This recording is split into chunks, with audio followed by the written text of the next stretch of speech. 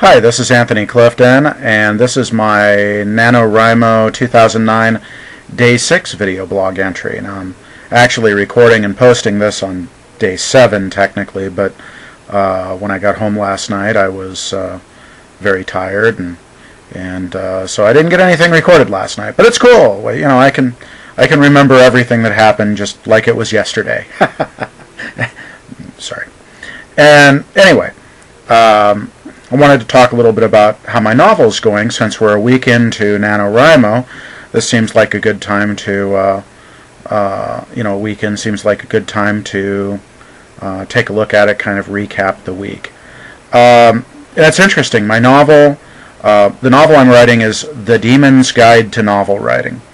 And anybody who's aware of the demon's various misadventures on the NaNoWriMo forums would suspect that I was going to write it the way that I was, in fact, going to write it, which was sort of in a Douglas Adams Hitchhiker's Guide to the Galaxy kind of style, with a lot of verbal misdirection, humor based on verbal misdirection, where a sentence begins one way but ends a different way.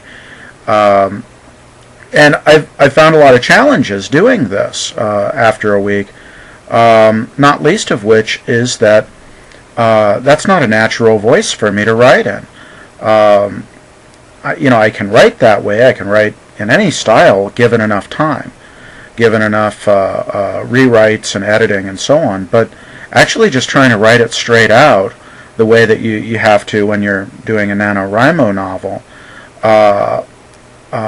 it's not working out terribly well for me, because that is not a natural form of humor for me when I'm just writing, bang bang bang. My natural sense of humor is based much more on body language, facial expressions, and timing, which are very difficult to communicate in writing. And especially when you don't have a great deal of time to think about how to do that. So as I'm trying to translate my sense of humor into writing, I'm spending more time than is available trying to describe all the timing and body language necessary to make the jokes come across. And so that's not working out very well for me. And what's happening is that I've ended up kind of switching to my natural voice, my natural writing voice, which, it's causing my novel to become sort of absurdist urban fantasy in a way.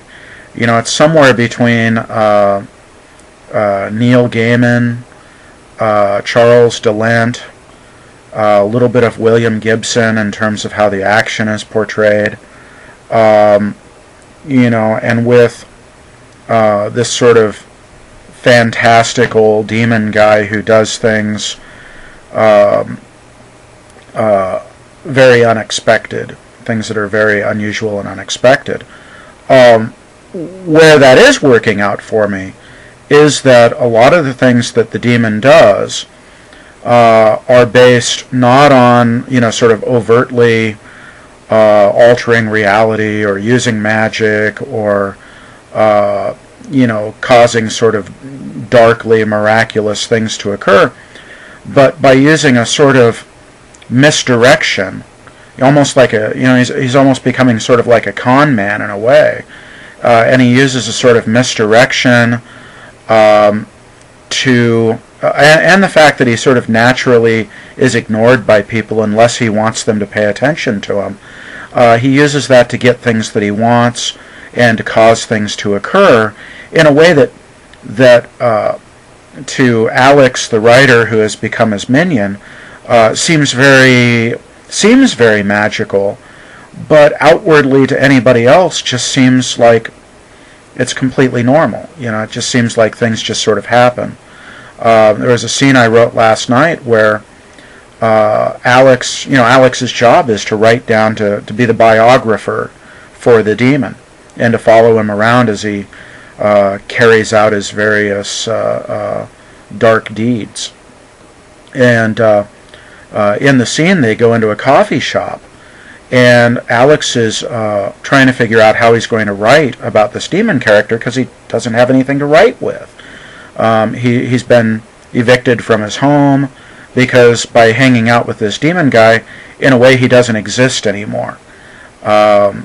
People ignore him the same way, which makes it kind of hard to pay rent or have a job or anything like that. And so he's lamenting the fact that he doesn't have anything to write with, and he's admiring this laptop across the coffee shop that this girl is writing on.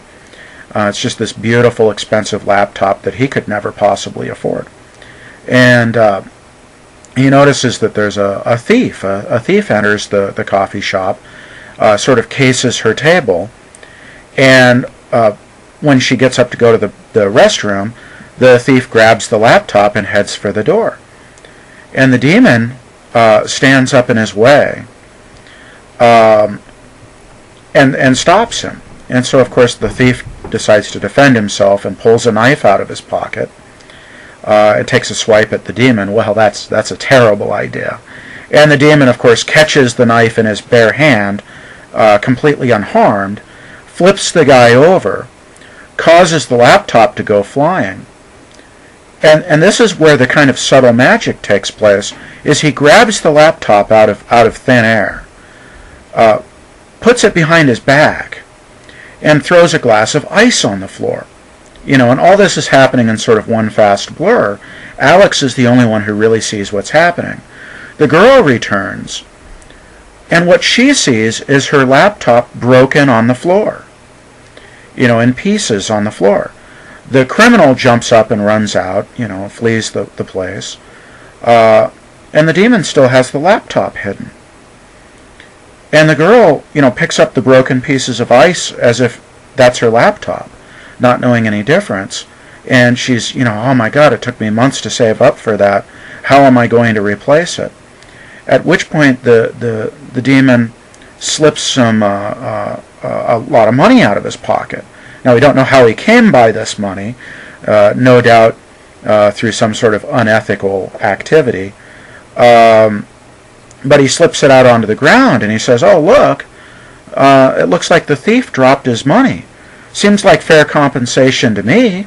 Why don't you keep the money, go buy yourself a new laptop, and, and all's well. And so that's what she does. She puts the broken ice into her laptop bag, takes the money, and leaves, at which point he hands the laptop to Alex. And Alex now has something to write with and does so. And that's what the novel's turning into. It's this sort of... it went from being verbal misdirection in the form of humor to being about the misdirection of the demon, as he does